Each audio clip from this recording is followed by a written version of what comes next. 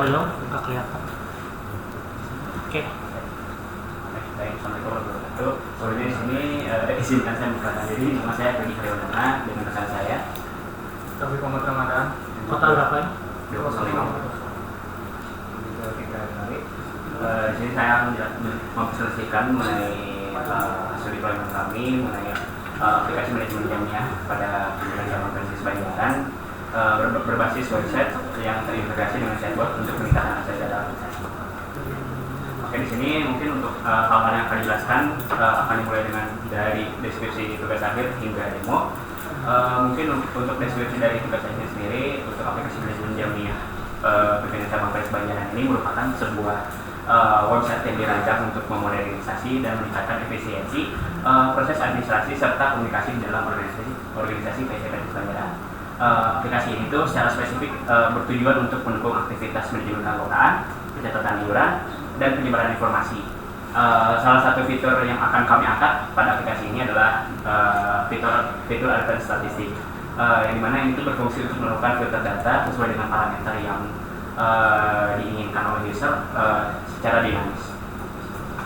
Mungkin untuk proses dari penerapan statistiknya sendiri berawal dari input ini yang nantinya berasal dari parameter pada request yang dikirim melalui API get advanced statistik. Beberapa parameternya itu seperti status aktif, pendidikan, pekerjaan, minat, dan lain lagi. Lalu untuk prosesnya sendiri yang pertama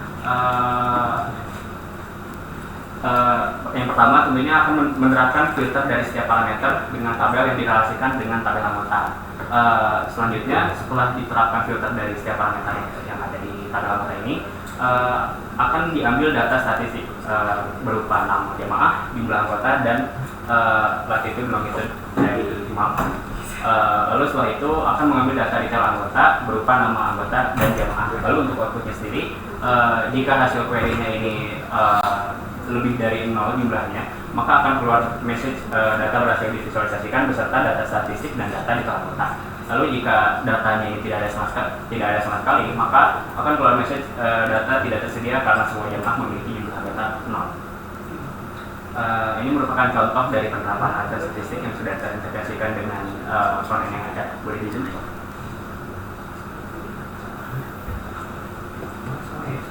Ini seperti yang dilihat pada modal ini bisa dipilih filter apa saja, atribut anggota apa saja yang ingin ditampilkan atau yang ingin difilter. Lalu setelah dilakukan filter data, maka akan otomatis muncul tampilan berupa chart. Nah, chart ini bisa berupa pie chart dan juga bisa berupa map yang nantinya akan memvisualisasikan penyebaran data, penyebaran anggotanya itu dari si heat map gitu. Lalu ada juga visualisasi berupa tabel data anggota secara detail. Mungkin bukan. Lalu untuk teknologi yang digunakan untuk backend sendiri kami menggunakan Laravel 10 dengan PHP 8.2. Lalu untuk database-nya ini kami menggunakan PostgreSQL. Baik, untuk analisis layanan dari cloud yang kami gunakan di sini kami menggunakan dari infrastruktur as a service, di mana alasan utamanya itu adalah kontrol penuh pada kami kebebasan untuk menginstal dan mengonfigurasikan beberapa seperti operating system atau teknologi yang ditentukan seperti PHP, Laravel, Nginx, dan banyak lagi sesuai dengan kebutuhan dari aplikasi. Lalu untuk teknologi cloud yang digunakan di sini kami menggunakan AWS EC2, di mana memang ini layanan yang tersedia untuk pribadinya. Lalu di sini kami menggunakan web server Nginx. Lalu di sini untuk deployment diagram dari AWS EC2 instance ini itu terdapat 3. Yang dari pertama itu adalah dari Nginx-nya sendiri sebagai web servernya. Lalu kedua untuk PHP dan RPM-nya sebagai running si code dari Laravel-nya. Lalu yang ketiga itu dari database Postgre untuk database-nya. Lalu untuk protokolnya dari klien browser terhadap Nginx itu di sini menggunakan protokol HTTP. Lalu untuk yang web servernya terhadap PHP RPM-nya di sini menggunakan Fast CPI atau Common Gateway Interface. Lalu di mana FPM si ininya berkomunikasi dengan si prosedur SQL-nya itu menggunakan protokol dari TCP dengan port 5432. Oke, selanjutnya untuk langkah implementasi, pertama itu buat instance dulu. Buat instance itu dilaksanakan di konsolnya. Di konsol buat instance VM itu buat mengatur dari OS-nya, network, terus storage dan lainnya. Selanjutnya ini untuk connect VM itu sebenarnya dari AWS itu sendiri ada sedia fitur, jadi langsung connect ke VM-nya, bukan menggunakan virtual dashboard mungkin dari Windows atau pakai SSH dan lainnya gitu. Jadi bisa langsung connect VM. Nah selanjutnya itu setelah connect langsung instalasi teknologi seperti yang disebutkan sebelumnya. Di sini tuh ada instalasi teknologi kayak Postgre, PHP, NGINX dan lainnya. Selanjutnya untuk setup project, jadi untuk deployment ini sendiri tuh kami mendeploy keseluruhan dari bagian backend project kami. Jadi yang di setup itu dari mulai mungkin nge-clone projectnya, terus men-setup database-nya, kita mengimport langsung dari SQL untuk dari file SQL untuk database-nya. Setelah project-nya di setup, selanjutnya ke web servernya. Jadi itu setting dari Nginx-nya untuk seperti setting alamat untuk hit si API-nya tentunya. Selanjutnya terakhir itu akses aplikasi pengetesan. Untuk demo Ada diagram deployment atau apa? yang tadi Oh iya. Ya lanjut. selanjutnya deploy untuk Maksudnya demo sebenarnya karena di backend jadi pengetasannya di Postman langsung. Ini contoh fungsi yang tadi advanced statistik. Jadi untuk API-nya kan enggak itu saya settingnya sama kayak link public dari instance-nya, jadi masih berupa IP IP.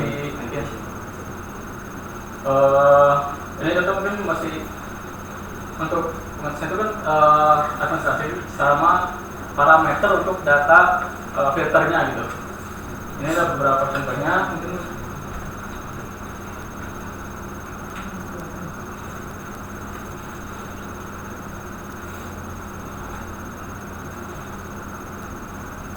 Itu fitur untuk pilihan datanya di sini tuh kan di sini tuh ada otonom, status material, pendidikan, pekerjaan dan perekonomian lainnya.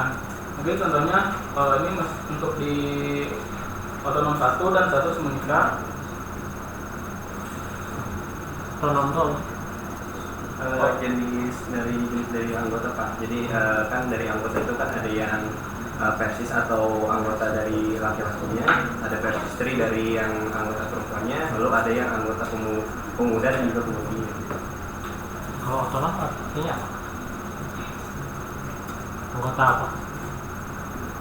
Oh itu nama labelnya, nama orang.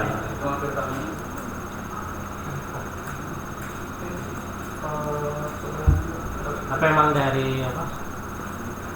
Dari speknya emang kayak gitu, dari persisnya namanya otonom. Iya. Bukan jenis anggota bukan. Nama dari situnya apa? Gimana mas? Lanjut. Sini boleh itu dengan Berarti yang ditunjukkan API.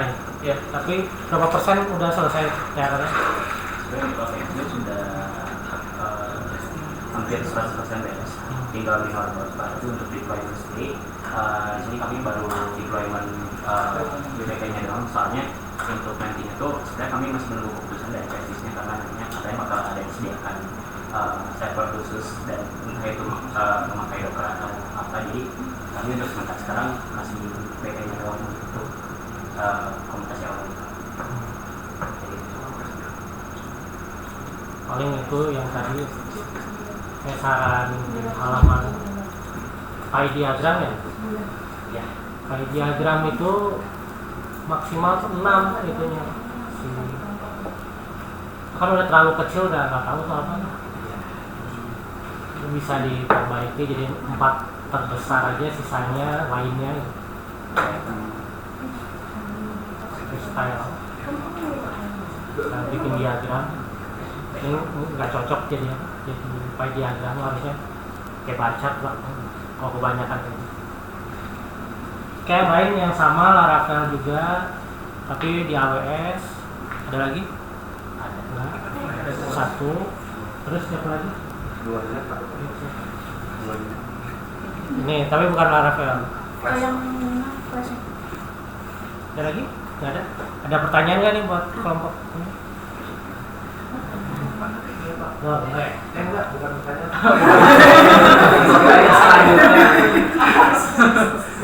Selanjutnya ini apa?